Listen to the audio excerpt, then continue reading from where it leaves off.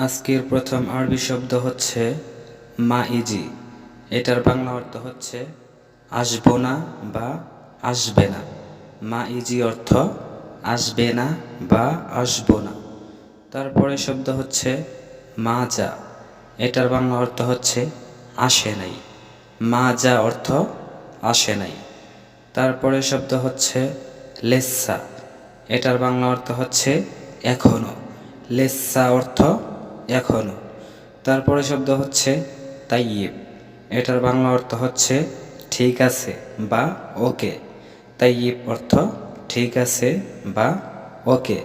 তারপরে শব্দ হচ্ছে মাসি। এটার অর্থ ঠিক আছে। মাসি অর্থ ঠিক আছে।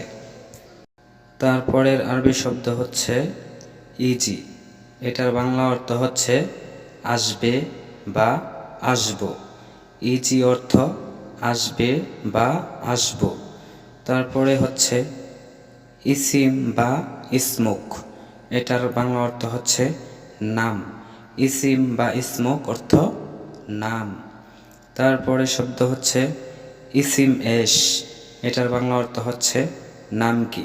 ইসিম এশ অর্থ নাম কি। তারপরে শব্দ এশ ইসমুক। এটার অর্থও নাম কি। এশ ইসমুক অর্থ নাম কি। তারপরে শব্দ হচ্ছে ইসমা বা ইসমাক। এটার বাংলা অর্থ হচ্ছে সোনা বা শোনো। ইসমা বা ইসমাক অর্থ সোনা বা শোনো। তারপরের আরবি শব্দ হচ্ছে মুহতারাম। এটার বাংলা অর্থ হচ্ছে সম্মানিত। মুহতারাম অর্থ সম্মানিত।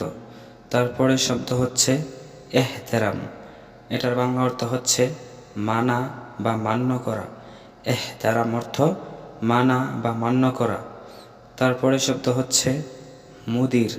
এটার বাংলা অর্থ হচ্ছে অফিসার বা স্যার।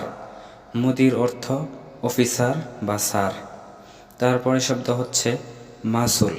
মাসুল অর্থ দায়ী বা দায়িত্ব বহনকারী বা যে দায়িত্ব পালন করে।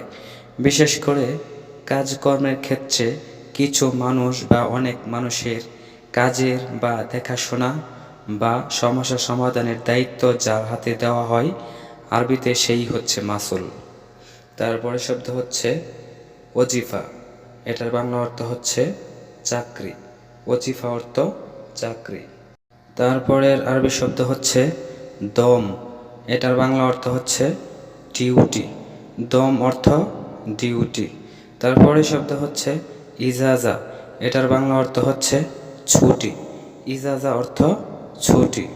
তারপরে শব্দ হচ্ছে সফর। সফর অর্থ হচ্ছে ভ্রমণ। বিশেষ করে এক দেশ থেকে অন্য দেশে সাময়িক সময়ের জন্য যে যাত্রা করা হয় সেটাই হচ্ছে সফর। তারপরে শব্দ হচ্ছে খরুজ। খরুজ এর বাংলা অর্থ হচ্ছে বাহির হওয়া বা একেবারে চলে যাওয়া। খরুজ অর্থ বাহির হওয়া বা একেবারে চলে যাওয়া। তারপরে শব্দ হচ্ছে জিয়ারা। এটার বাংলা অর্থ হচ্ছে ভ্রমণ। জিয়ারা অর্থ ভ্রমণ। বিশেষ করে এক জায়গা থেকে অন্য জায়গায় ঐতিহাসিক স্থান ঘুরে দেখার জন্য যে যাত্রা সেটাই হচ্ছে জিয়ারা।